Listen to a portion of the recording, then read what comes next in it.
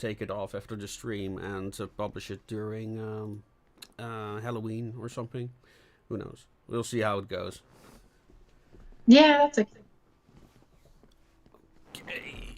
And we should be live. Hello, good morning, ladies and gentlemen, on this very special Sunday stream where I have a guest from the other side of the world, from the future, a matter of fact. Velvet, hello, how are you doing? Hello there. Yes, I'm good. I'm good. Yes. Should It's I call you Sunday Velvet or should I here. call you Jeanie?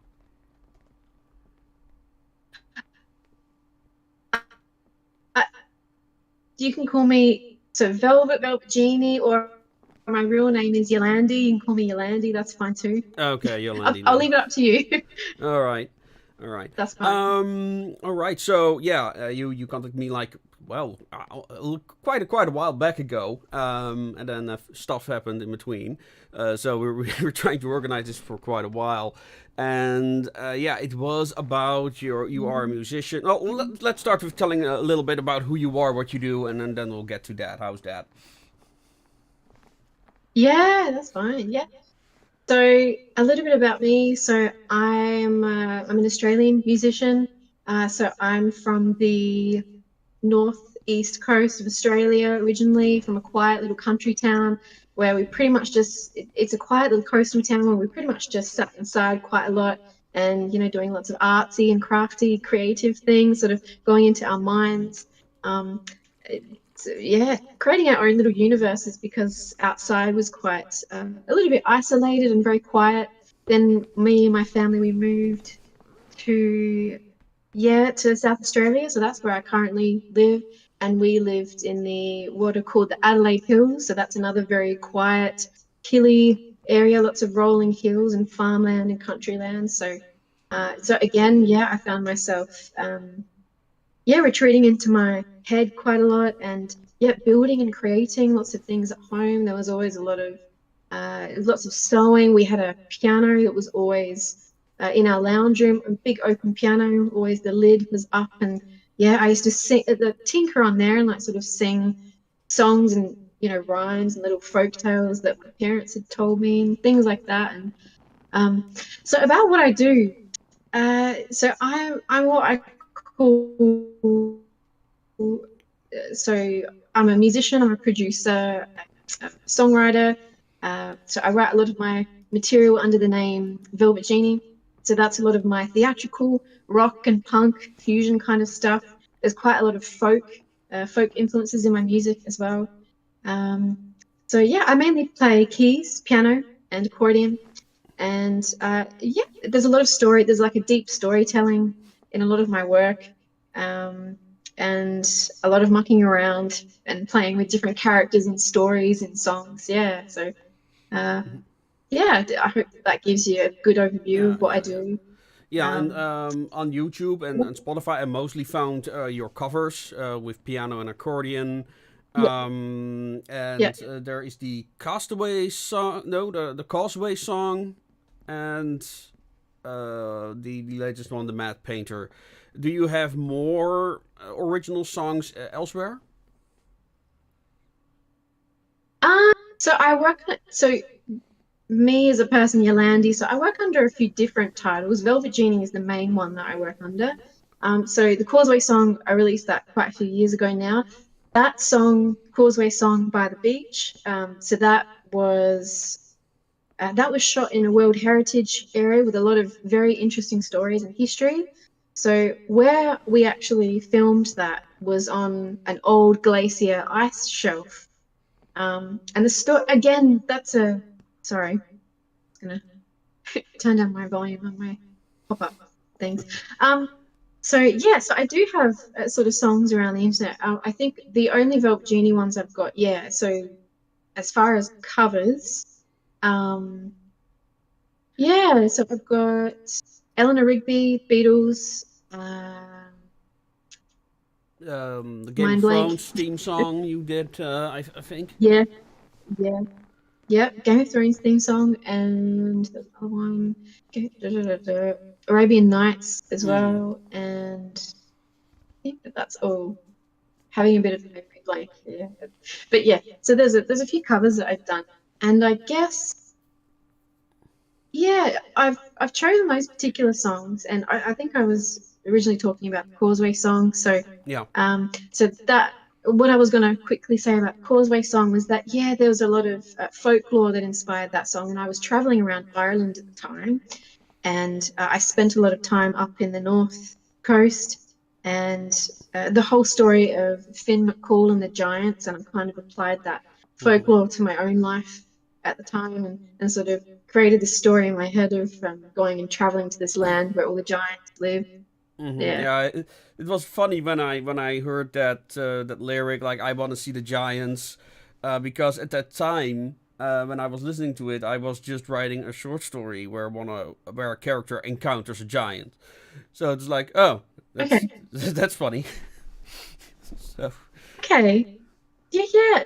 I I was looking at some of your work as well, Bonza, and I noticed that you actually started writing so before you went into because I noticed you've written a few like novels, like fictional novels that are quite well, long, thousands.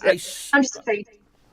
well, how I work, basically, I started writing short stories. I published Yep. two of these short story bundles, which are completely made to look like actual dossiers with scribblings by the investigators.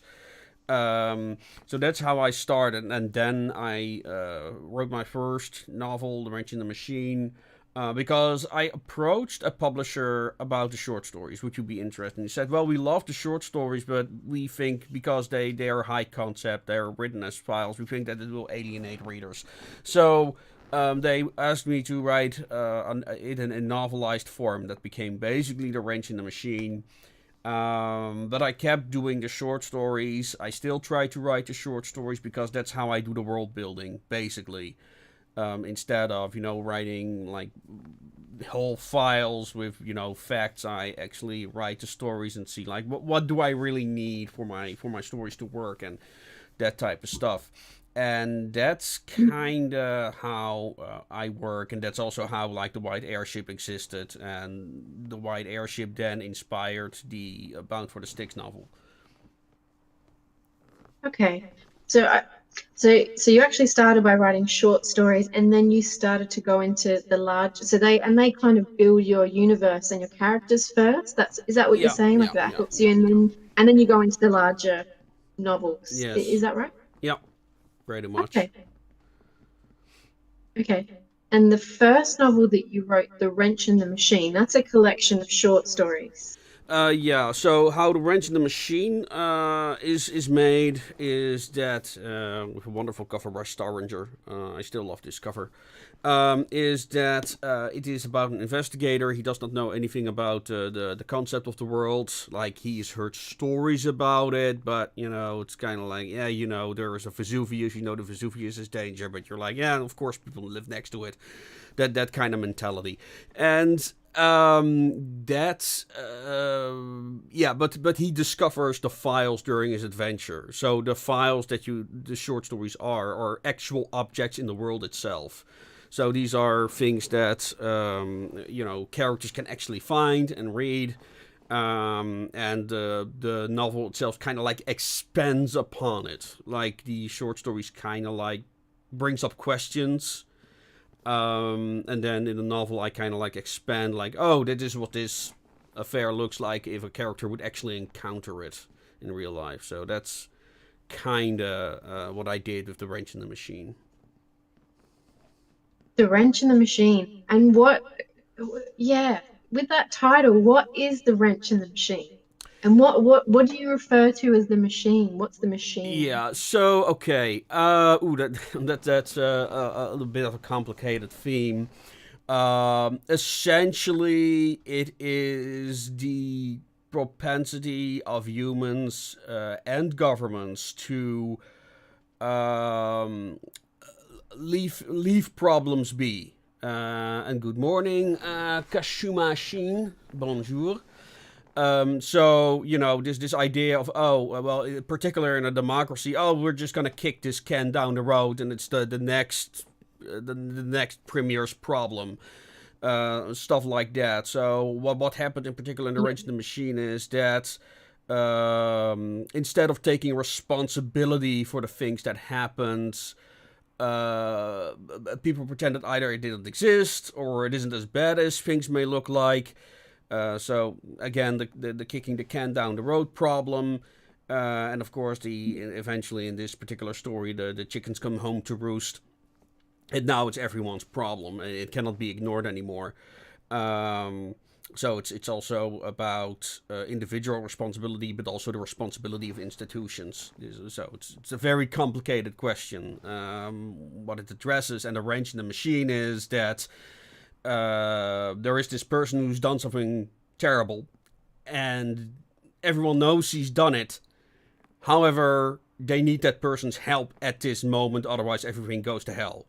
And that's basically the Wow. wrench, Okay. that he's holding. Like, I can throw this wrench in the machine right now, but Yeah. then the machine is broken and everything goes to hell. So So is it like this? So is this like a villain, like an evil character who is redeeming themselves?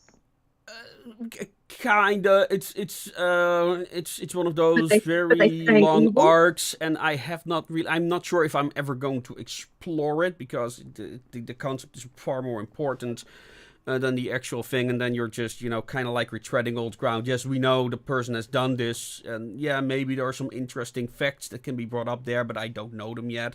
Like, how I work is that I have a lot of ideas for plots and stories and ideas, but I'm like, yeah, I don't have a good hook for it yet.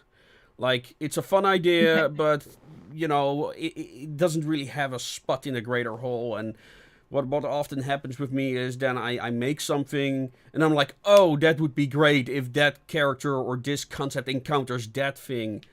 Anti-hero. No, she's not an anti-hero. When I say anti-hero, I mean somebody who is not motivated by heroic actions. Um, Yeah. Yeah. so and I she gotcha. is. I mean, well, she's not motivated by heroic actions, but she's not motivated by pure. I guess for me, Western is a very powerful influence, and I mean, I think that if it would come to steampunk, without Western, there would be no steampunk, as far as I'm concerned. And I think Yep. when it comes to like how do you write steampunk characters, I think Western is probably the best place to look first. If you understand Western, you will get very far with steampunk Got it. characters. I just want to quickly clarify Western. Are you talking about the Western genre, like, Yeah, the Wild cowboys West, and Indians. cowboy genre? Yeah. Okay, that's what you're talking. All right, Yeah, because I'm so assuming, yeah, makes that's sense. for Yeah. me. You see, when you look at good westerns, you often already see this thing of progress versus the old way of life, and the free communities versus the encroaching government on the frontier town. So, and for me, those are very important steampunk themes. And I recently I Mhm. made Yeah. a Western and Europe combined. Yeah, yeah. In some sense, I matter of fact, I recently made a video that kind of like explains one of the main character of the Wrench in the Machine, and I call that archetype the skeptic. Like, he is an archetypical.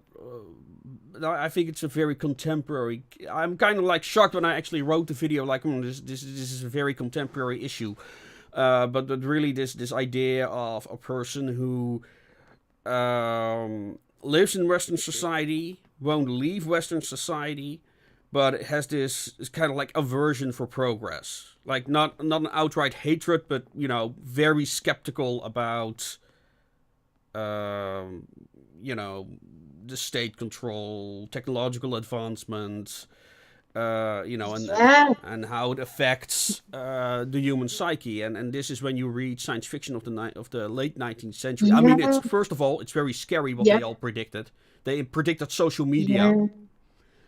Yeah. That was what I found was the most scary part of it all. Um, but yeah, it's also like, Yeah. wow, if you read the Machine Stops from 1908, It's like you're reading about modern society. So what the machine stops, is that a novella or something? It's a short story. Who was that written by? I forget Arthur. Oh, oops. Uh, I'm actually I'm gonna yeah. write that Well, I down. actually That made an I sounds actually great. made an audio book of it.